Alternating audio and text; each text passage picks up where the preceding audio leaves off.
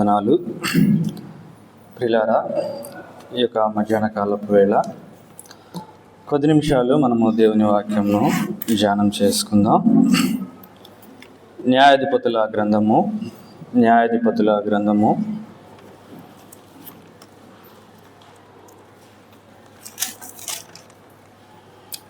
9వ అధ్యాయము.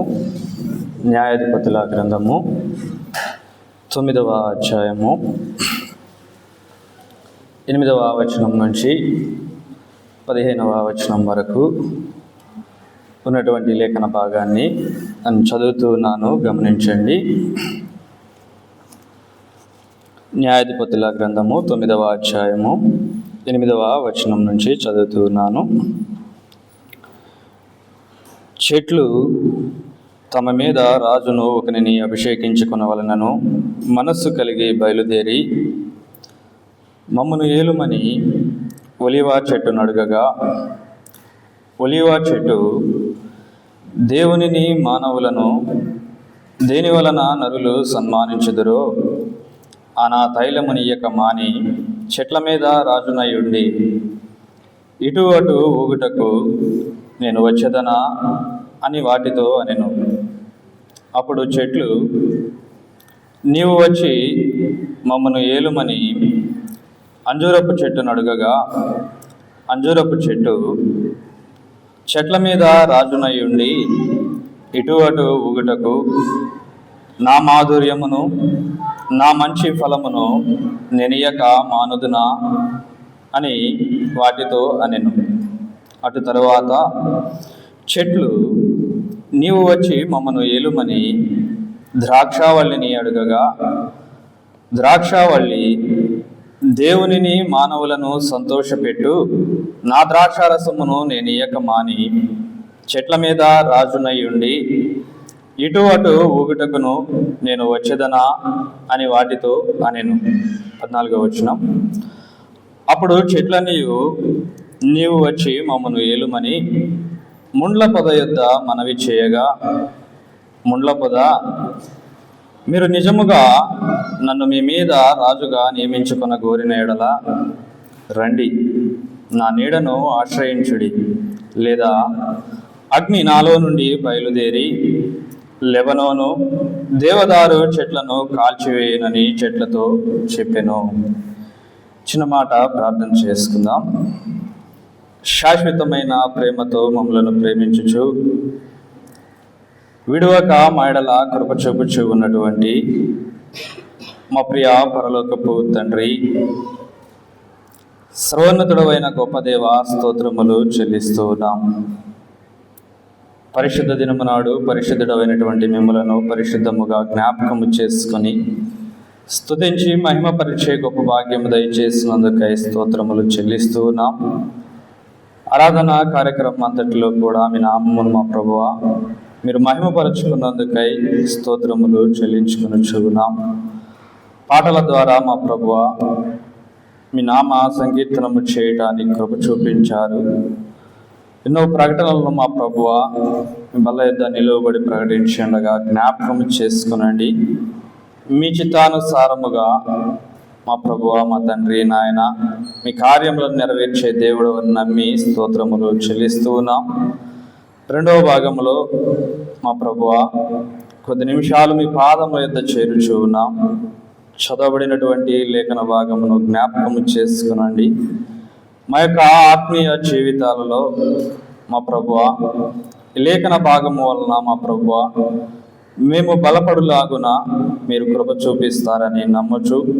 లేఖనాల వలన మా ప్రభువా మా హృదయంతో మీరు సూటిగా మాట్లాడతారని నమ్మచ్చు. మా ప్రభువా మీ వాక్కును మీరు వినింపజేస్తారని నమ్మచ్చు. ఈ విధముగా ముందున్న కాలమును సమయమును మమ్ములను మీ యొక్క కృప కలిగినటువంటి చేతులకు అప్పగించుకొనొచ్చు. మా కొరకు అతి త్వరలో ఈ లోకానికి రానయ్యున్న రక్షకుడైన క్రీస్తు యేసు వారి నామమున ప్రార్థించి అడిగి వేడుకొనుచు నాము తండ్రి, ఆమేన్. ప్రియులారా, యొక్క సమయములో మనము న్యాయాధిపతుల గ్రంథము 9వ అధ్యాయములో ఉన్నటువంటి ఒక చిన్న భాగాన్ని జ్ఞాపకం చేసుకుని చూన్నాం. కొంత ఇబ్బందిగా ఉన్నా కానీ వాక్యము ద్వారా మనము కొద్ది నిమిషాలు ఆలోచన చేద్దాం. చదవబడినటువంటి లేఖన భాగము మనము ఇంతకుముందు లేఖన భాగంలో ఉన్నటువంటి పాఠాలను విని ఉండవచ్చు.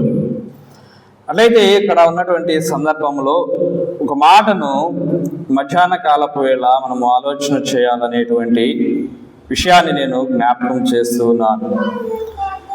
ఇక్కడ ఉన్నటువంటి సందర్భాన్ని ఒకసారి నేను ఎక్స్ప్లెయిన్ చేస్తాను, ఒకసారి గమనించండి. చెట్లు అనుకొనుచూ ఉన్నాయి. వాటి మీద ఒక రాజుని అభిషేకించుకోవాలి అని చెప్పేటువంటి ఉద్దేశము కలిగి అవి బయలుదేరి వెళుతూ ఉన్నాయి. ప్రియులారా, మొట్టమొదటిగా ఎక్కడికి వెళ్ళినాయి అంటే ఒలీవ చెట్టు దగ్గరకు వెళ్ళినట్లుగా మనకి ఇక్కడ జ్ఞాపకం చేయబడుతూ ఉన్నది. ఒలీవ చెట్టు దగ్గరకు వెళ్ళి నీవు మమ్మలను ఏలు అని చెప్పేసి ఒలీవ చెట్లన్నీ అడిగి ఉన్నాయి. అప్పుడు ఒలీవ చెట్టు ఏమన్నది అని అంటే అక్కడ రాయబడినటువంటి మాటను జ్ఞాపకం చేసుకుందాం. చూడండి, దేవునిని మానవులను దేని వలన నరులు సన్మానించుదురో ఆనా తైలమును నేను ఏకమాని చెట్ల మీద రాజునై ఉండి ఇటు అటు ఊగుటకు నేను వచ్చేదనా అని చెప్పేసి ఒలీవ చెట్టు మాట్లాడినట్లుగా ఇక్కడ జ్ఞాపకం చేయబడుతూ ఉన్నది. ఒలీవ చెట్టు దగ్గర నుంచి మళ్ళా చెట్లు బయలుదేరి ముందుకు వెళుతూ ఉన్నాయి. రెండవదిగా అంజూరపు చెట్టు దగ్గరకు వెళ్ళినట్లుగా మనకి ఇక్కడ జ్ఞాపకం చేయబడుతూ ఉన్నది. పిల్లారా, అంజూరపు చెట్టు దగ్గరకు వెళ్ళినప్పుడు అంజూరపు చెట్టు ఏమని మాట్లాడి ఉన్నది అని అంటే 11వ వచనంలో మనము గమనించవచ్చు. చెట్ల మీద రాజునయుండి ఇటు అటు ఊగుటకును నా మాధుర్యమును నా మంచి ఫలమును నేను ఇయ్యక మానదునా అని చెప్పేసి అంజూరపు చెట్టు అన్నట్లుగా ఇక్కడ మనకు కనబడుతూ ఉన్నది. ప్రియులారా, చెట్లన్నీ కలిసి ముందుకు కొనసాగుతూ ఉన్నాయి. 3వ చెట్టు దగ్గరకు వెళ్ళి ఉన్నాయి. 3వది ఏమిటి అని అంటే ద్రాక్షావల్లి. ద్రాక్షావల్లి దగ్గరకు వెళ్ళినప్పుడు ద్రాక్షావల్లి ఏమని మాట్లాడుతూ ఉన్నది అని అంటే మనం చూద్దాం. చూడండి, ద్రాక్షావల్లి అంటూ ఉన్నది 13వ వచనంలో మాటలు మనము గమనించవచ్చు. దేవునిని మానవులను సంతోషపెట్టు నా ద్రాక్షారసమును నేను ఇయ్యక మాని చెట్ల మీద రాజునై ఉండి ఇటు అటు ఊగుటకు నేను వచ్చేదనా అని చెప్పేసి ద్రాక్షావల్లి కూడా మాట్లాడినట్లుగా మనము చూస్తూ ఉన్నాం. ప్రియులారా, ఒలీవ చెట్టు దగ్గర ఆ చెట్లు అనుకున్నటువంటి పని అవ్వలేదు. అంజూరపు చెట్టు దగ్గరకు వెళ్ళినాయి. అంజూరపు చెట్టు దగ్గర కూడా ఆ పని అవ్వలేదు. ద్రాక్షావళి దగ్గరకు వెళ్ళినాయి. ద్రాక్షావళి దగ్గర కూడా ఆ పని జరగలేదు. అవి ముందుకు కొనసాగుతూ ఉన్నాయి. ప్రియులారా, ముందుకు కొనసాగుతూ ఈసారి ఎక్కడికి వెళ్ళినాయి అని అంటే ముండ్ల పొద యొద్దకు వెళ్ళినట్లుగా ఇక్కడ రాయబడి ఉన్నది. ప్రియులారా, 4వ చెట్టు ముండ్ల పొద.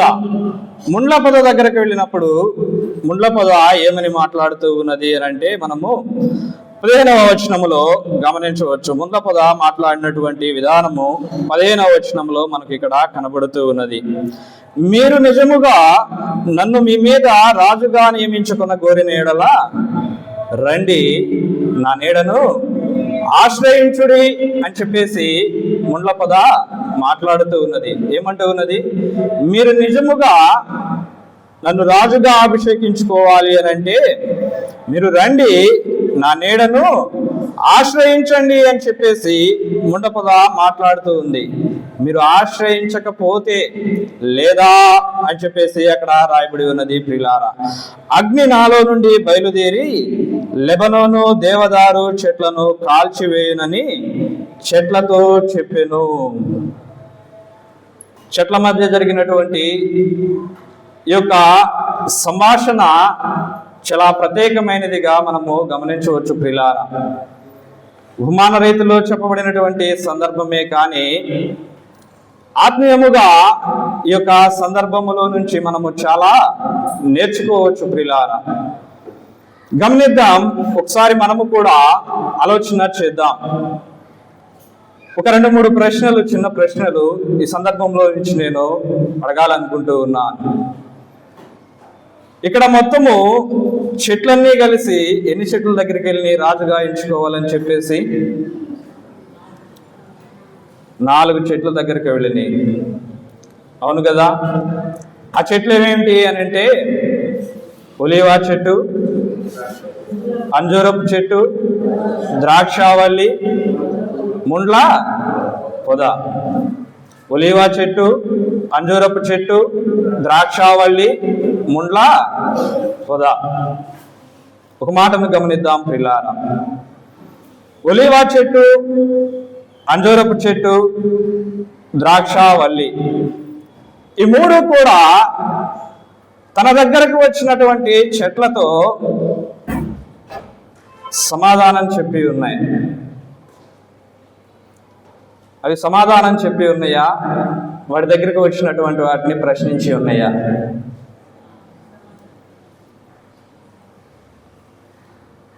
అవి సమాధానం చెప్పినట్లుగా కాదు, కానీ వాటి దగ్గరికి వచ్చినటువంటి వాటిని ప్రశ్నించినట్లుగా మనకి ఇక్కడ జ్ఞాపకం చేయబడుతూ ఉన్నది ప్రియులారా. అవి కలిగి ఉన్నటువంటి వాటిని అవి చెప్పుకుంటూ, మేము వీటిని కలిగి ఉన్నాము, మేము ఈ పని చేయాలా అని చెప్పేసి వాటిని ప్రశ్నించినాయి.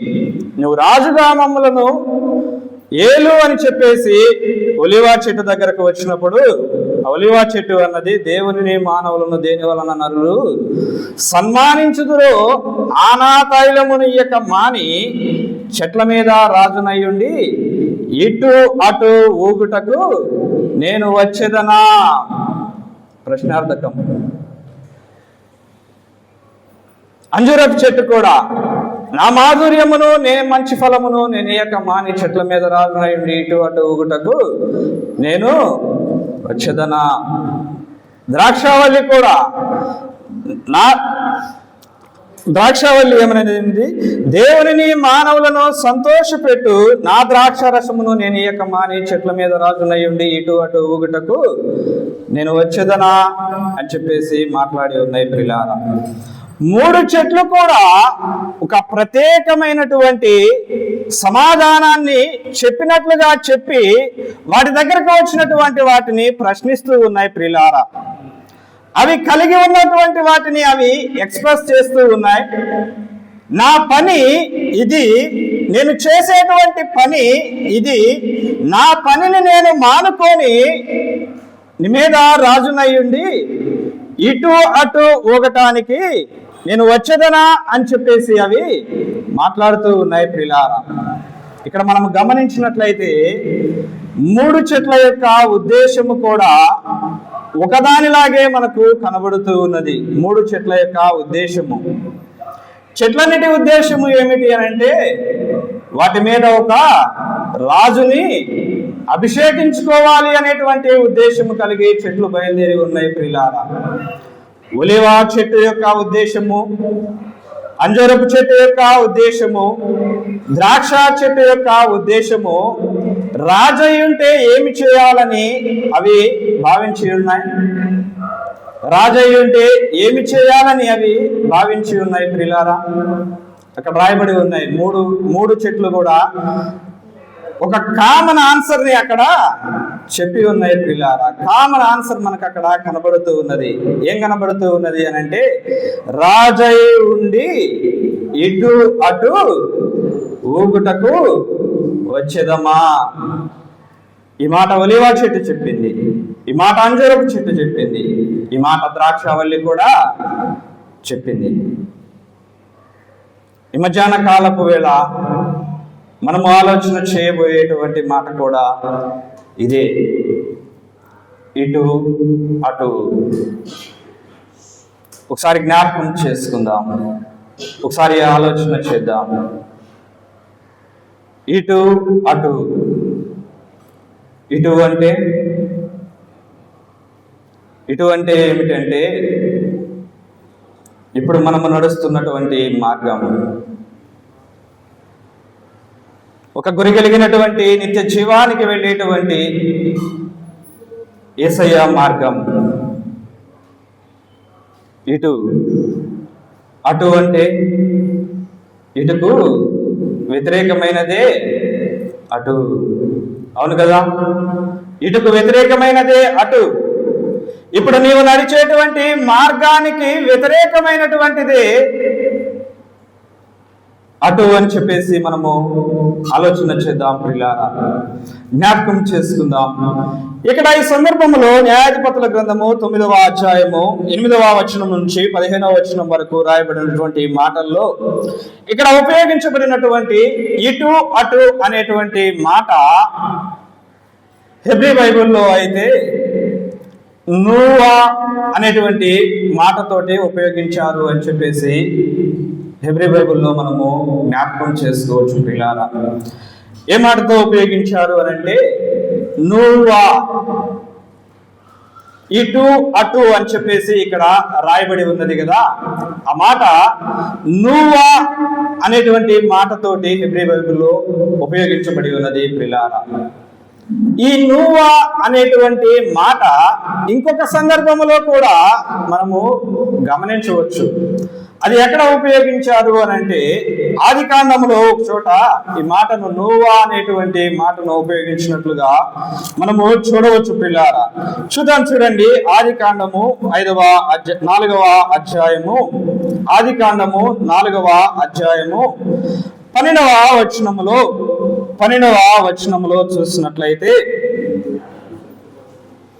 నీవు నేలను సేద్యపరిచినప్పుడు అది తన సారమును ఇక మీదట నీయదు, నీవు భూమి మీద దిగులు పడుచు దేశ దిమ్మరివై ఉండు అనెను. ఇక్కడ దేశ దిమ్మరి అని చెప్పేసి రాయబడి ఉన్నది కదా. ఈ దేశ దిమ్మరి అనేటువంటి మాట హెబ్రీ భాషలో నువ్వా అనేటువంటి పదముతోటి ఉపయోగించబడి ఉన్నది ప్రియులారా.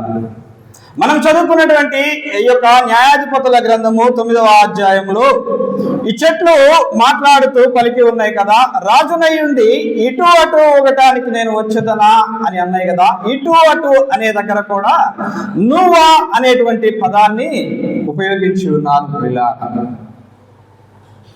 అంటే దేశ దిమ్మరి అంటే ఒక స్థిరత లేనటువంటి వాడు. ఇటు అటు అంటే అదే కదా, మనకు అర్థమయ్యే భాషలో మనం జ్ఞాపకం చేసుకోవాలి అని అంటే నిలకడగా ఉండకపోవటము, స్థిరమైనటువంటి ఒక కదలిక అంటే ఒక స్థిరత్వత లేకుండా అస్థిరత్వతను కలిగి ఉండటము ప్రియులారా. అస్థిరతను కలిగి ఉండటము, ఊగటము, ఇటు అటు సంచరించటము, ఇలా మనము జ్ఞాపకం చేసుకోవచ్చు. స్థిరత లేకపోవటము, ఊగటము, కదలటము, అస్థిరతను కలిగి ఉండటము. ఈ మధ్యాహ్న కాలపు వేళ మనము ఆలోచన చేద్దాం. ఒలివ చెట్టు అయితేనేమి, అంజూరపు చెట్టు అయితేనేమి, ద్రాక్ష చెట్టు అయితేనేమి, వాటి ఉద్దేశము రాజు అయి ఉన్నటువంటి ఆ రాజు ఏమి చేయాలి అని అంటే ఇటు అటు ఊగాలి. రాజు అయి ఉన్నటువంటి ఆ చెట్టు ఏం చేయాలని ఆ చెట్లు భావించి ఉన్నాయి అని అంటే వాటి పనిని అవి మానుకోవాలి. వాటి పనిని మానుకోవటమే కాకుండా ఇటు అటు ఊగుతూ ఉండాలి, ఒక స్థిరత్వత లేకుండా ఉండాలి అనేటువంటి విషయాన్ని అవి ఆలోచించి ఉన్నాయి. ఇందులో చాలా గొప్ప పాఠం ఉన్నది ప్రియులారా. మనం ఆలోచన చేసుకుందాం. ఇటు అటు అనేటువంటి మాటను పట్టుకొని మనము ముందుకు కొనసాగుదాం.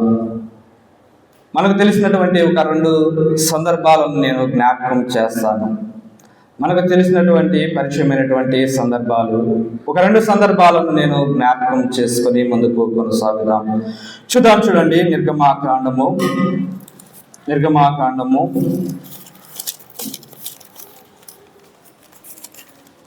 2వ అధ్యాయము 12వ వచనాన్ని చూసినట్లయితే, నిర్గమాకాండము 2వ అధ్యాయము 12వ వచనాన్ని చూసినట్లయితే, అతడు ఇటు అటు తిరిగి చూచి ఎవడనూ లేకపోగా ఆ ఐగుప్తీని చంపి ఇసుకలో వానిని కప్పిపెట్టెను. ఇక్కడ అతడు అంటే మోషే. మనకందరికీ తెలిసినటువంటి సందర్భమే ప్రియులారా.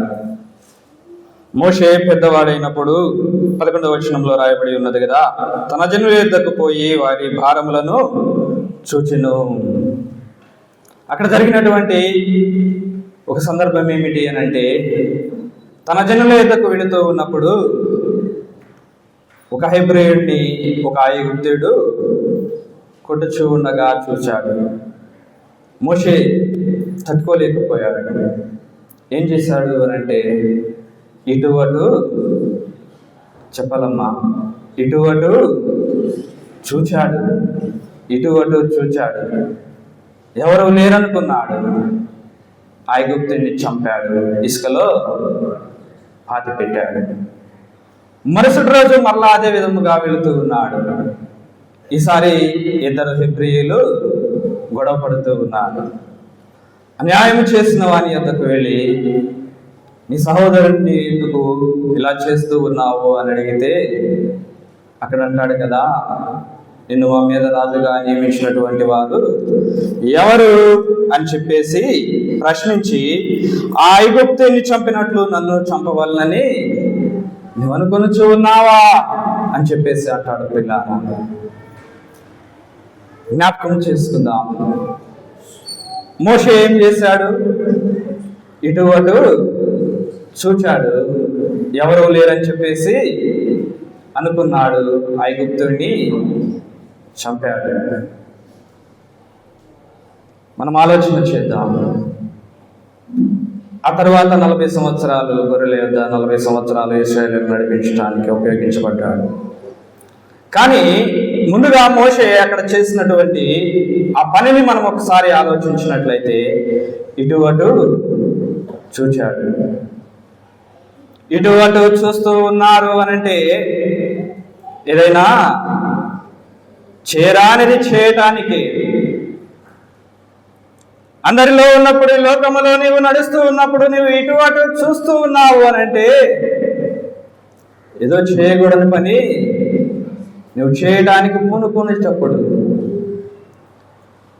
ఏదో నడవకూడని మార్గంలో నువ్వు నడిచేటప్పుడు, నువ్వు నడవటానికి ఆరంభానికి ముందు ఏం చేస్తాం? ఇటు అటు చూస్తాం. మోషే కూడా అలాగే చూశాడు. పిల్లారా, ముందుకు కొనసాగుదాం. 2వ సందర్భాన్ని మనం చూసినట్లయితే, ఏబు గ్రంథంలో ఉన్నటువంటి మాట మనకు చాలా సుపరిచితమైనటువంటి మాటే.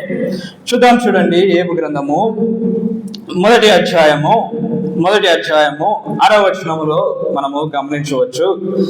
ఏబు గ్రంథము 1వ అధ్యాయము 6వ వచనంలో మనము గమనించవచ్చు.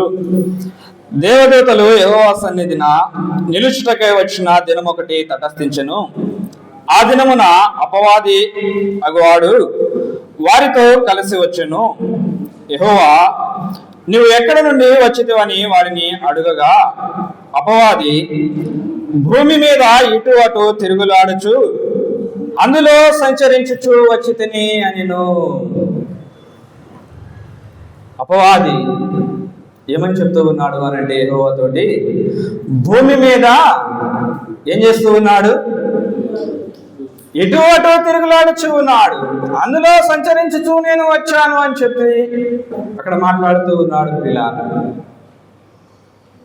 నా సేవకుడైనటువంటి ఏబు సంగతి నీవు ఆలోచించితివా అన్నప్పుడు సందర్భం మనకు తెలిసినటువంటిదే. నువ్వు ఆయనకు అన్నీ ఇచ్చి ఉన్నావు. ఇచ్చినటువంటి వాటి అన్నిటికీ కూడా కంచెను వేశావు అని చెప్పేసి అక్కడ అపవాది ప్రభువుతో మాట్లాడతాడు. పిల్లారా, వాటికి కలిగి ఉన్నటువంటి వాటన్నిటికీ కూడా నీవు కంచెను వేశావు అని చెప్పినప్పుడు, అతనికి కలిగి ఉన్నదంతా కూడా నీ ముందర ఉన్నది, నీకు ఇష్టం వచ్చినట్లు చెయ్యి, కానీ ఆయన మాత్రం నువ్వు, ఆయన ప్రాణాన్ని మాత్రం నువ్వు తాకకూడదు అని చెప్పేసి మొదట చెప్తాడు. పిల్లారా, తన సమస్తాన్ని, తనకు కలిగినటువంటి సమస్తాన్ని ఏబు కోల్పోతాడు. తనకు కలిగినటువంటి సమస్తమును ఏబు కోల్పోతాడు. రెండవసారి మరలా యెహోవా సన్నిధికి వస్తాడు. 2వ అధ్యాయంలో మనం ఆ మాటను చూడవచ్చు. 2వ అధ్యాయం 2వ వచనంలో చూసినట్లయితే, యెహోవా నీవు ఎక్కడ నుండి వచ్చితివని వానిని అడుగగా, అపవాది భూమి మీద ఇటు అటు తిరుగులాడుచు అందులో సంచరించుచు వచ్చితినని యెహోవాకు ప్రత్యుత్తరం ఇచ్చెను. మనం జ్ఞాపకం చేసుకుందాం ప్రియులారా. అపవాది మరలా మాట్లాడుతూ ఉన్నాడు. ఏమంటూ ఉన్నాడు? భూమి మీద అపవాది ఏం చేస్తూ ఉన్నాడు అంట? ఇటు అటు తిరుగులాడుచూ ఉన్నాడు. 1వ అధ్యాయము 6వ వచనం 7వ వచనంలో ఆ మాటను మనం గమనించాం. 2వ అధ్యాయం 2వ వచనంలో కూడా ఆ మాట మనకు జ్ఞాపకం చేయబడుతూ ఉన్నది పిల్లారా. అపవాది అనేటువంటి వాడు ఈ లోకములో ఇటు అటు తిరుగులాడుతూ ఉంటాడు. వాడే చెప్తూ ఉన్నాడు, నేను ఈ లోకంలో, ఈ భూలోకంలో ఇటు అటు తిరుగులాడుచూ ఉన్నాను అని చెప్పేసి యెహోవా దగ్గర ఒప్పుకొనుచూ ఉన్నాడు పిల్లారా. మధ్యాహ్న కాలపు వేళ మనం జ్ఞాపకం చేసుకుందాం. మోషే ఇటు అటు చూచాడు, ఐగుప్తుడిని చంపాడు. అపవాది ఈ భూలోకంలో ఇటు అటు తిరుగులాడుతూ ఉన్నాడు. తన యొక్క యెహోవా సేవకులని ఇబ్బంది పెట్టాలని చూస్తూ ఉన్నాడు. జ్ఞాపకం చేసుకుందాం. ఈ లోకములో, ఈ భూలోకములో ఇటు అటు తిరుగులాడేటువంటి వారు కొంతమంది ఉన్నారు పిల్లారా. ఈ భూలోకంలో ఇటు అటు తిరుగులాడేటువంటి గుంపులు కొన్ని ఉన్నాయి. అపవాది సంబంధమైనటువంటి గుంపులు కొన్నిటిని మనము జ్ఞాపకం చేసుకోవచ్చు ప్రియులారా. అపవాది వాడు అంటూ ఉన్నాడు, నేను ఇటు అటు తిరుగులాడుతూ ఉన్నాను, భూలోకంలో సంచరిస్తూ ఉన్నాను అంటూ ఉన్నాడు. ఈ భూలోకంలో ఉన్నటువంటి కొంతమంది, కొన్ని గుంపులు ఇటు అటు తిరుగులాడుతూ ఉన్నాయి. మధ్యాహ్న కాలపు వేళ 4 లేదా 5 గుంపులను మనము జ్ఞాపకం చేసుకుందాం. ఇటు అటు తిరుగులాడేటువంటి వారిని 4 లేదా 5 గుంపులను మనము జ్ఞాపకం చేసుకుందాం. చూడండి. సామెతల గ్రంథము 5వ అధ్యాయము, సామెతల గ్రంథము 5వ అధ్యాయములో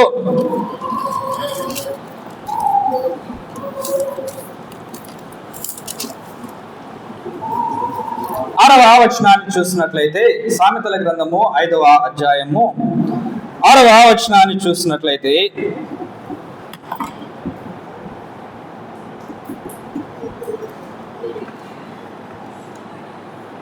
ఆరవ వచనాన్ని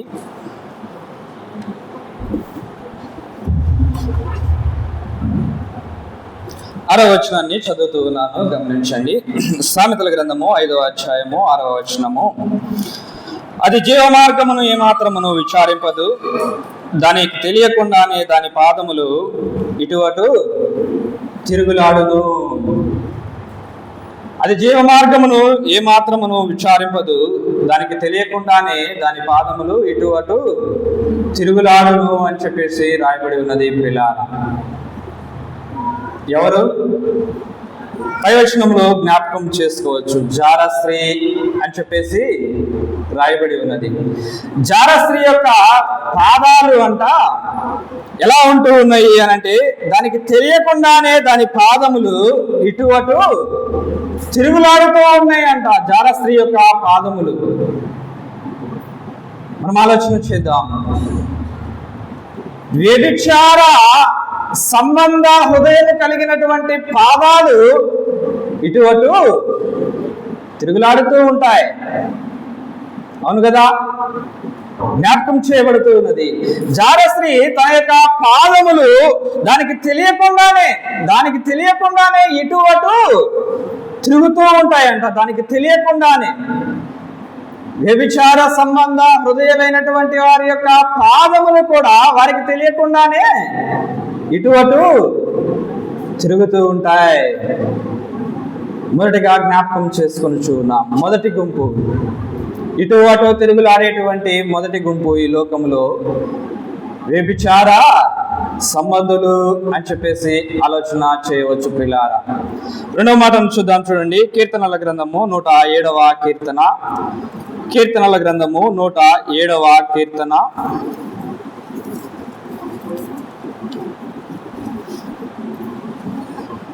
27వ వచనాన్ని చూసినట్లయితే 27వ వచనాన్ని చూసినట్లయితే మత్తులైన వారి వలె వారు ముందుకు వెనుకకు దొర్లుచు ఇటు అటు తూలుచూ ఉండిరి. మత్తులైన వారి వలె వారి ముందుకు వెనుకకు దొర్లుచు ఇటు అటు తూలుచూ ఉన్నారు అనంట. వీరెవరు? మత్తులు. ఇంకా మనకు అర్థమయ్యే రీతిలో చెప్పుకోవాలి అని అంటే ముందుకు వెనుకకు తులుచు ఉన్నారు, మద్యపానాసక్తులు. ఆలోచన చేయవచ్చు పిల్లలు. ఈ భూలోకంలో ఇటు అటు తిరిగేటువంటి కొన్ని గుంపులను ఈ సమయంలో మనము జ్ఞాపకం చేసుకొని ఉన్నాం. మొట్టమొదటిగా వ్యభిచార సంబంధులు అని చెప్పేసి మనం చూసి ఉన్నాం. రెండవదిగా జ్ఞాపకం చేసుకుంటూ ఉన్నాం మద్యపానాసక్తులు. మత్తులైన వారి వలె వారు ముందుకు వెనుకకు దొర్లుచూ ఉన్నారు, ఇటు అటు వారు చూలుచూ ఉన్నారు, మద్యపానాసక్తులు. మూడవ మాటను మనము చూద్దాం, చూడండి. మూడవ మాటను మనము చూద్దాం. కీర్తనల గ్రంథము 82వ కీర్తన. కీర్తనల గ్రంథము 82వ కీర్తన 5వ వచనంలో చూసినట్లయితే జనులకు తెలివి లేదు, వారు గ్రహింపరు, వారు అంధకారములు ఇటు అటు తిరుగులాడుదురు. వారు అంధకారములు ఇటు అటు తిరుగులాడుదురు. నిజదేవుణ్ణి ఎరుగునటువంటి వారు పిల్లారా జ్ఞాపకం చేసుకుందాం. అంధకారంలో ఉండేటువంటి వారు ఎవరు అని అంటే నిజదేవుణ్ణి ఎరుగునటువంటి వారు, నిజదేవుణ్ణి ఒప్పుకోనటువంటి వారు. వారి నోటితోటి వారు అంధకారములో ఇటు అటు తిరుగులాడుతూ ఉన్నారు అని అంట. తెలివి లేని జనులు. మొట్టమొదటిగా మనము జ్ఞాపకం చేసుకున్నాం వ్యభిచార సంబంధులు. రెండవదిగా మద్యపానాసక్తులు. మూడవదిగా నిజదేవుణ్ణి ఎరిగినటువంటి తెలివి లేని జనులు. వారు అంధకారములో ఇటు అటు తిరుగుచూ ఉన్నారు అని అంట, తిరుగులాడుచూ ఉన్నారు. ఇంకొక మాటను చూద్దాం, చూడండి. కీర్తనల గ్రంథము 59వ కీర్తన. కీర్తనల గ్రంథము 59వ కీర్తన 15వ వచనంలో చూసినట్లయితే తిండి కొరకు వారు ఇటు అటు తిరుగులాడెదరు. తిండి కొరకు వారు ఇటు అటు తిరుగులాడెదరు. తిండిబోతులు ప్రియులారా. ఆలోచన చేద్దాం. వ్యభిచార సంబంధులు. రెండవదిగా మనము చూసి ఉన్నాం మద్యపానాసక్తులు, తెలివి లేనటువంటి జనులు, తిండిబోతులు. ఈ గుంపులన్నీ కూడా వారు ఏం చేస్తూ ఉన్నారు అని అంటే ఇటు అటు తిరుగులాడుచూ ఉన్నారు ఈ లోకంలో, భూలోకంలో. ఈ గుంపులు ఇటు అటు తిరుగులాడేటువంటి గుంపులు ప్రియులారా మనం జ్ఞాపకం చేసుకుని చూన్నాం. ఇంకొక మాటను చూసుకొని మనము ముందుకు కొనసాగుదాం. చూద్దాం, చూడండి. యెషయా గ్రంథము 16వ అధ్యాయము. 2వ వచనంలో చూసినట్లయితే ఇక్కడ జ్ఞాపకం చేయబడి ఉన్నది, గూటి నుండి చెదరి ఇటు అటు ఎగరు పక్షి వలె అని చెప్పేసి రాయబడి ఉన్నది ప్రియులారా. గూటి నుండి చెదరిపోయినటువంటి పక్షి అది ఏం చేస్తూ ఉంటది అని అంటే ఇటు అటు ఎగురుతూ ఉంటది, ఇటు అటు తిరుగులాడుతూ ఉంటది ప్రియులారా. అదే మాట ఇక్కడ జ్ఞాపకం చేయబడి ఉన్నది.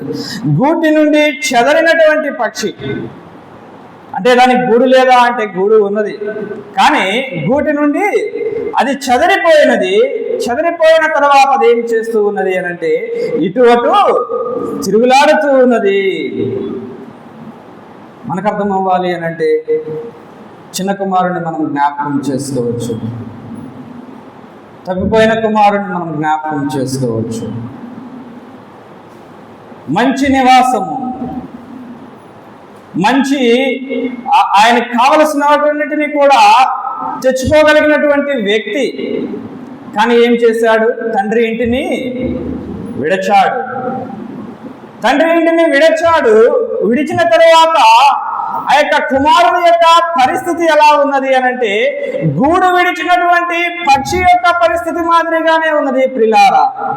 అవును కదా? ఎక్కడ పడితే అక్కడ తిరిగి ఉన్నాడు. పందుల తొట్టుల దగ్గరకు వెళ్ళి ఉన్నాడు, స్నేహితుల దగ్గరకు వెళ్ళాడు. గూటి నుండి చెదరినటువంటి పక్షి ఇటు అటు తిరుగులాడుతూ ఉంటుంది.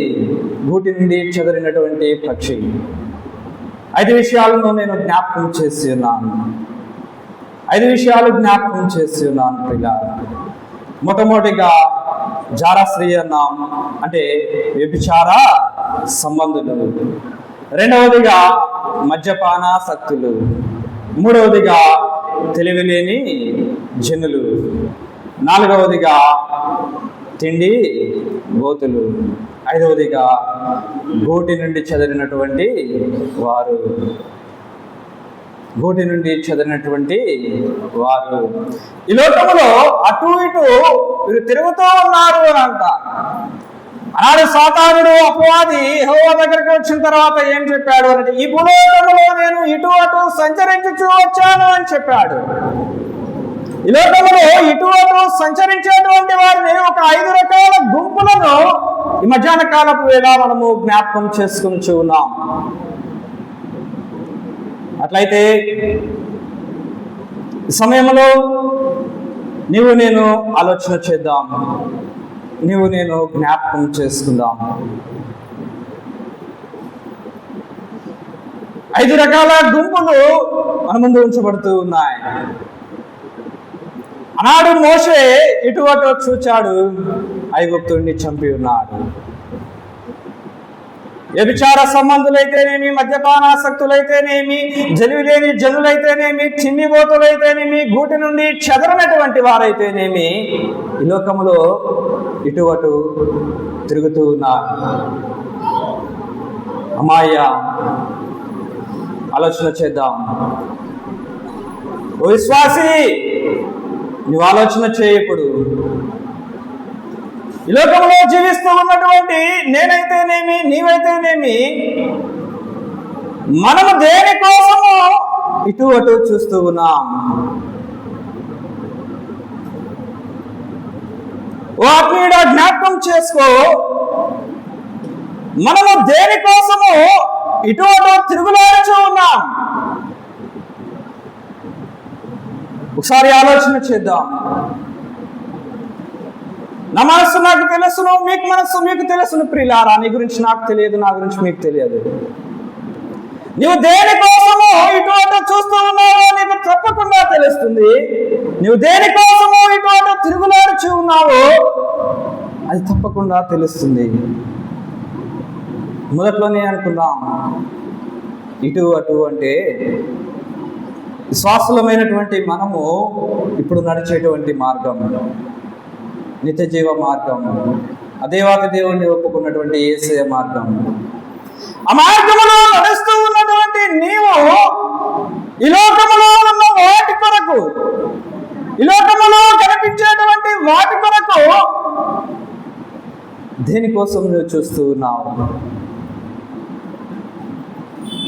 నువ్వు ఈ లోకంలో వాటి మీద నువ్వు ఆశపడుతూ ఉన్నావు అనంటే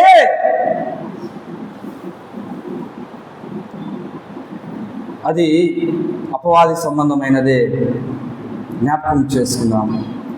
అన్నాడు ఏలియా ఇశ్రాయేలీయులతో అని ఉన్నాడు కదా, మీరు ఎన్నాళ్ళ మటుకు 2 తలంపుల మధ్య ఇటు అటు తూగులాడుతూ ఉంటారు అని చెప్పేసి ఏలియా జ్ఞాపకం చేస్తున్నాడు రాజుల మొదటి గ్రంథంలో.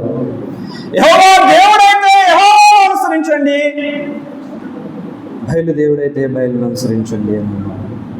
మీరు ఎన్నాళ్ళ వరకు రెండు తలంపుల మధ్య తిరుగులాడుతూ ఉంటారు అని చెప్పేసి జ్ఞాపకం చేసి ఉన్నాడు. ఆలోచన చేద్దాం, జ్ఞాపకం చేసుకుందాం. విశ్వాసులుగా పిలువబడుతున్నాం, ఆత్మీయులుగా ఎంచబడుతూ ఉన్నాం. ఆ ప్రభు బిడ్డలుగా ఈ లోకములో మనము ఈ లోకము ద్వారా పిలువబడుతూ ఉన్నాం. నిజమేనా? నీ మనస్సు ద్వారా నీ నడత ఎలా ఉన్నది? ఇటు అటు చూస్తూ ఉన్నదా? ఇటు అటు నడుస్తూ ఉన్నదా? ఎవరు చూడటం వాళ్ళే అని చెప్పేసి ఎటు వెళుతూ ఉన్నది? జ్ఞాపకం చేసుకున్నాం. ఇలా చిన్న పాట ఉంది కదా, మీరెన్నాళ్ళు రెండు తలంపులతో కుంటి కుంటి నడిచెదారు, మీరెన్నాళ్ళు రెండు తలంపులతో కుంటి కుంటి నడిచెదారు, యెహోవాయే నీ దేవుడా లేక వేరే దేవతలింకా ఉన్నారా? యెహోవాయే నీ దేవుడా లేక వేరే దేవతలింకా ఉన్నారా? రెండు తలంపులు ఇటు అటు ఇటు ఉన్నట్లే ఉంటాం, అటు వెళుతూ ఉంటాం ప్రియులారా. ఇటు ఉన్నట్లే తర్వాత ఆ పనులు చేస్తూ ఉంటాం ప్రియులారా. ఇదే రెండు తలంపులు జ్ఞాపకం చేసుకుందాం. రెండు తలంపుల ధోరణిని మానుకోవాలి అని చెప్పేసి ప్రభు జ్ఞాపకం చేస్తూ ఉన్నాడు. ఆనాడు ఒలివ చెట్టు అయితేనేమి, అంజూరపు చెట్టు అయితేనేమి, ద్రాక్షావళి అయితేనేమి, మేము ఈ పనిని కలిగి ఉన్నాం, ఇది మాకు స్థిరమైన పని అని చెప్పేసి అవి తలంచుకున్నాయి. ఈ లోకంలో మీరు ఇచ్చేటువంటి ఆ యొక్క అధికారం కోసం మేము దీనిని వదిలిపెట్టి మేము రాలేము. మాకు ఒక స్థిరమైనటువంటి పని ఉన్నది. ఈ పని వలన మానవులకు ఉపయోగం ఉన్నది, దేవుని నామానికి మహిమకరముగా ఉన్నది. మేము వాటిని విడిచిపెట్టి మేము రాలేము అని చెప్పేసి అవి మాట్లాడి ఉన్నాయి ప్రియులారా. రాజయ్య ఉన్నటువంటి వ్యక్తి ఇటు అటు ఊగులాడాలి. ఈ విధముగా ఇటు అటు ఊగులాడటానికి మేము రాలేము అని చెప్పేసి అవి ఆలోచించుకున్నాయి. ఆ విధముగా నీవు నేను కూడా ఆలోచించుకుందాం. మనకు ఈ లోకంలో ఒక స్థిరమైనటువంటి మార్గంలో మనము నడుస్తూ ఉన్నాం, స్థిరమైనటువంటి పనిని మనము కలిగి ఉన్నాం ప్రియులారా. మన పని ఆయన వచ్చే పర్యాంతం వరకు కూడా ఆయనను మనము జ్ఞాపకం చేసుకుంటూ ఉండాలి. మన గురి ఏమిటి అని అంటే ఆయన వచ్చినప్పుడు ఆయనతో పాటు మనము కలుసుకోవాలనేటువంటి గురి, స్థిరమైనటువంటి ఒక గురిని మనము కలిగి ఈ లోకములో మన ప్రయాణమును కొనసాగిస్తూ ఉన్నాం. ఆలోచన చేద్దాం. ఈ లోకములో మన చూపు ఎలా ఉండాలి అని అంటే సూటిగా ఉండాలి అని చెప్పేసి ప్రభు జ్ఞాపకం చేసి ఉన్నాడు ప్రియులారా. సామెతల గ్రంథము 4వ అధ్యాయము 25వ వచనములో ఆ మాటను మనము గమనించవచ్చు. సామెతల గ్రంథము 4వ అధ్యాయము 25వ వచనములో ఆ మాటను మనము గమనించవచ్చు. నీ కన్నులు ఇటు అటు చూడక సరిగాను, నీ కనురెప్పలు నీ ముందర సూటిగాను చూడాలి. ఇటు అటు చూడకూడదు, సూటిగా చూడాలి, సరిగా చూడాలి అని చెప్పేసి జ్ఞాపకం చేసి ఉన్నాడు ప్రియులారా. ఈ లోకంలో మన జీవనాన్ని కొనసాగించేటప్పుడు, ఈ లోకస్తుల మధ్య మనము నడిచేటప్పుడు ఒకవేళ ఇటు అటు చూడవలసినటువంటి సందర్భాలు ఖచ్చితంగా మన జీవితాల్లో ఎదురవుతాయి. నిజమే, నువ్వు ఈ లోకంలో ఉన్నప్పుడు ఇటు అటు చూసేటువంటి సందర్భాలు మనకు ఖచ్చితంగా ఎదురవుతాయి. ఎదురవ్వని చెప్పట్లేదు. ఎదురైనప్పుడు ఇటు అటు చూడాలా? లేదు ప్రియులారా. మనం చూడవలసినది ఎటు అనంటే, మనం రక్షించినటువంటి, మన విశ్వాసానికి కర్త అయినటువంటి మన దేవుని వైపు చూడాలి. హెబ్రీ గ్రంథకర్త అది అంటాడు కదా 12వ అధ్యాయంలో, విశ్వాసమునకు కర్తయు దాన్ని కొనసాగించువాడైనటువంటి యేసు వైపు చూచుచు ఎక్కడికి వెళ్ళాలి? మనము గురి యొద్దకు వెళ్ళాలి. గురి యొద్దకు వెళ్ళాలి. మనము చూడవలసినది ఈ లోకంలో ఇటు అటు కాదు ప్రియులారా. అనానుకూల సందర్భాలు, అనానుకూలమైనటువంటి పరిస్థితులు, అనానుకూలమైనటువంటి కార్యక్రమాలు మన జీవితాల్లో జరిగినప్పుడు మనము ఇటు అటు చూడకూడదు. మనం చూడవలసినది ప్రభు అయినటువంటి క్రీస్తు వైపు. హెబ్రీ పత్రిక 12వ అధ్యాయం 1వ వచనంలో ఆ మాటను మనము గమనించవచ్చు. మన చూపు సూటిగా ఉండాలి. మన పరిస్థితులు అనుకూలమైనప్పుడు మనము మొదటిగా ఆయన వైపు మన చూపును కొనసాగించాలి ప్రియులారా. జ్ఞాపకం చేసుకుందాం, ఆలోచన చేద్దాం. నేను ముగిస్తూ ఉన్నాను. మనం ఇప్పటి వరకు జ్ఞాపకం చేసుకుని ఉన్నాం. ఉలివా చెట్టు, అంజూరపు చెట్టు, ద్రాక్షావల్లి. ఆ చెట్ల గురించి మీరు ఇంతకుముందు విని ఉండవచ్చు, కానీ చెట్లు చాలా ప్రత్యేకమైనవి. అవి ఎంచుకున్నటువంటి మార్గము చాలా ప్రత్యేకమైనది. అవి తన పనిని గుర్తెరిగినటువంటి చెట్లు, వాటి పనిని గుర్తెరిగినటువంటి చెట్లు, వాటి పని వలన దేవుని నామాన్ని మహిమపరిచినటువంటి చెట్లు. ఉపమానములో చాలా గొప్ప సత్యాలను మనము గమనించవచ్చు. ఆ చెట్లు ఇటు అటు ఊగటానికి మేము రాము అన్నాయి. నేను వచ్చేదనా అని చెప్పేసి ప్రశ్నించి ఉన్నాయి ప్రియులారా. రాజునయ్యుండి ఇటు అటు ఊగటానికి మేము వచ్చేదనా అని చెప్పేసి ప్రశ్నించి ఉన్నాయి. అవి ప్రశ్నించినప్పుడు వాటి దగ్గరికి వచ్చినటువంటి చెట్లు మరలా ఏం మాట్లాడినట్లుగా అక్కడ రాయబడలేదు ప్రియులారా. వెంటనే వేరే చెట్టు దగ్గరికి వెళ్ళిపోయినాయి. అదే కదా మనం అక్కడ చూసుకున్నాం. నేను రాజుగా ఉండి, చెట్ల మీద రాజుగా ఉండి ఇటు అటు ఊగటానికి నేను వచ్చేదనా అని చెప్పేసి ప్రశ్నించినప్పుడు తన దగ్గరకు వచ్చినటువంటి చెట్లు ఏం మాట్లాడలా, వెంటనే వేరే చెట్టు దగ్గరికి వెళ్ళిపోయినాయి. అంజూరపు చెట్టు కూడా అదేగా మాట్లాడినప్పుడు వెంటనే ద్రాక్షావళి దగ్గరికి వెళ్ళింది. ద్రాక్షావళి కూడా అదే మాట్లాడినప్పుడు వెంటనే ముండ్లప దగ్గరికి వెళ్ళింది. 3 చెట్లు కూడా మా పనులను మేము మానుకోము, మా పనులను మేము మానలేము అని చెప్పేసి సూటిగా ప్రశ్నించి ఉన్నాయి. ప్రశ్నలోనే జవాబును ఎదుర్కొన్నాయి వాటి దగ్గరకు వచ్చినటువంటి చెట్లు. నిజమే, ఈ చెట్ల వలన ఈ కార్యములు ఈ లోకములో జరుగుతూ ఉన్నాయి. గొప్ప సాక్ష్యము కలిగినటువంటి చెట్లు. ఆ ప్రశ్నలోనే సమాధానాన్ని వెతుక్కున్నాయి వాటి దగ్గరకు వచ్చినటువంటి చెట్లు ప్రియులారా. ఆ ప్రశ్నలోనే సమాధానాన్ని వెతుక్కున్నాయి. నిజమే, ఇవి కార్యాన్ని లోకంలో చేస్తూ ఉన్నాయి కాబట్టి ఇవి రావు అని చెప్పేసి వాటి దగ్గరకు వచ్చినటువంటి చెట్లు అవే సమాధానాన్ని వెతుక్కొని ముందుకు వెళ్ళిపోయి ఉన్నాయి. ఆలోచింపచేసేటువంటి ప్రశ్నలు ఈ సందర్భంలో మనము జ్ఞాపకం చేసుకోవచ్చు. ఇటు అటు ఒకటానికి అవి రావు అని చెప్పేసి చెప్పి ఉన్నాయి.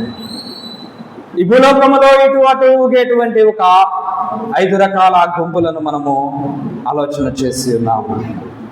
వ్యభిచార సంబంధులని, మద్యపానాసక్తులని చెప్పేసి, తెలివిలేనటువంటి జనులు, నిజదేవుడిని ఎరుగని తెలివిలేనటువంటి జనులు అని చెప్పేసి, తిండిబోతులు అని చెప్పేసి, గూటి నుండి చెదరినటువంటి వారు అని చెప్పేసి, భూలోకంలో ఇటు అటు ఆ యొక్క అపవాది తిరుగులాడుతూ ఉంటాడు. తన కార్యాలు ఈ యొక్క 5 గుంపులలో మనము చూడవచ్చు ప్రియులారా. ఈ 5 కాదు, ఇంకా ఉండి ఉండవచ్చు. నేను ఒక 5ని జ్ఞాపకం చేశాను. అట్లయితే మనము ఆలోచన చేసి ఉన్నాము. మనం ఈ లోకంలో వేటి కొరకు ఇటు అటు చూస్తూ ఉన్నాము. మనం ఈ లోకంలో దేని కొరకు ఇటు అటు తిరుగులాడుతూ ఉన్నాము. మన చూపు మన విశ్వాసకర్త అయినటువంటి క్రీస్తు వైపు ఉండాలి. మన చూపు సూటిగా ఉండాలి అని చెప్పేసి జ్ఞాపకం చేసుకుని చూద్దాం. ఏబు గ్రంథము 23వ అధ్యాయములో ఒక మాట ఉన్నది ప్రియులారా. ఏబు గ్రంథము 23వ అధ్యాయము 11వ వచనాన్ని చూసినట్లయితే 23వ అధ్యాయము 11వ వచనాన్ని చూసినట్లయితే, నా పాదములు ఆయన అడుగుజాడలు విడువక నడిచినవి, నేను ఇటు అటు తొలగక ఆయన మార్గమును అనుసరించి తిని అని చెప్పేసి భక్తుడు జ్ఞాపకం చేస్తూ ఉన్నాము. ఆయన పాదాలు ఇటు అటు తొలగక ఆయన మార్గమును అనుసరించెను అని చెప్పేసి జ్ఞాపకం చేయబడుతూ ఉన్నది. ప్రియులారా, ఆలోచన చేసుకుందాం. ఈ లోకములో మనము మన యొక్క ఆత్మీయ జీవితాన్ని ఒకసారి జ్ఞాపకం చేసుకుందాం. ఇటు అటు తొలగక ఆయన మార్గంలో మనము నడవలసినటువంటి వారమై ఉన్నాం. ఆ విధముగా మనము నడవడానికి ప్రయత్నం చేద్దాం.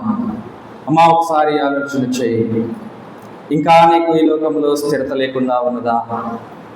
ఇంకా దేవాది దేవుడిని నిజ రక్షకుడైనటువంటి ప్రభువుని అంగీకరించకుండా ఉన్నావా? నీవు ఆలోచన చేయి. ఆ ప్రభువు చెప్తూ ఉన్నాడు, ఆ ప్రభువు నీ కొరకే కలువరి సిలువలో తన ప్రాణమును పెట్టాడు. ఇటువంటి తిరుగులాడకుండా నువ్వు స్థిరముగా ఉండాలి అనంటే, నువ్వు నిత్య జీవ మార్గములోనికి నీవు రావాలి అనంటే ఆ ప్రభువుని అంగీకరించాలి. ఆ కలువరి సిలువలో నీ కొరకే తన ప్రాణాన్ని పెట్టి ఉన్నాడు, తన రక్తాన్ని కాచి ఉన్నాడు. అమ్మా, జ్ఞాపకం చేసుకో. స్థిరత లేదా? ఇంకా ఈ లోకములో వేటి కోసమో నువ్వు ఇంకా ప్రయాసపడుతూ ఇంకా భారమును మోసుకొనుచు ఇటు అటు ఊగలాడుతూ ఉన్నావా? తిరుగుతూ ఉన్నావా? జ్ఞాపకం చేసుకో. రక్షకుడిని అంగీకరించు. నీ మార్గము నిత్య జీవము వైపు వస్తుంది. నీ యొక్క మార్గములో నిత్య జీవము ఉంటుంది. ఆ దేవాది దేవునితో పాటు నీవు ఆ యొక్క పరలోక రాజ్యంలో నిత్య మహిమలో ప్రవేశించి ఆ దేవాది దేవుడిని కొనియాడతావు. స్థిరత కలిగి ఉంటావు. స్థిరత కలిగినటువంటి దేవుడు నిన్ను స్థిరపరుస్తాడు. స్థిరత కలిగినటువంటి దేవుడు నిన్ను స్థిరమైనటువంటి చక్కని మార్గంలో నడిపిస్తాడు. మన పాదాలను అటు ఇటు తొలగనీయకుండా ఆయన మార్గంలోనే మనము నడవడానికి ప్రయత్నం చేద్దాం. మాటలు దేవుడు తన వెనుకలో దీవించును గాక.